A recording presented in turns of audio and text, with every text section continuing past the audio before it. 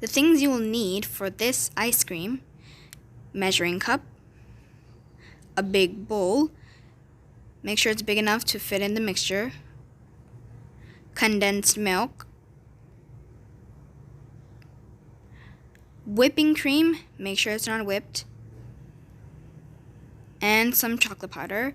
As I said, any type will work. And now let's start. Okay, now first, let's start by adding in the whipping cream. Try to go slowly, we don't want to spill that all over. And the amount you will need to add is about 400 to 500 grams.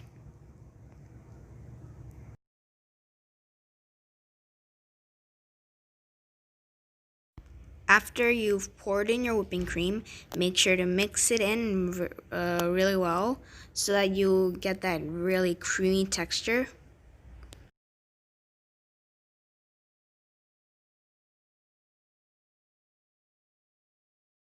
And now you can add in your condensed milk. The recommended amount is 140 grams.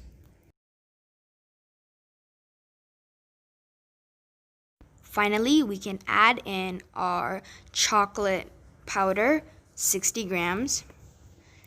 And once you have added it in, you can start mixing.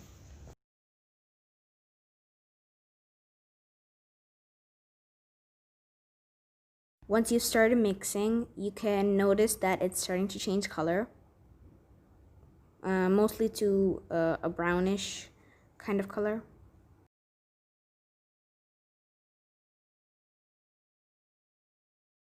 Over here we have put on some of the chocolate powder on top of the mixture. This part is optional, so you can put it on if you want.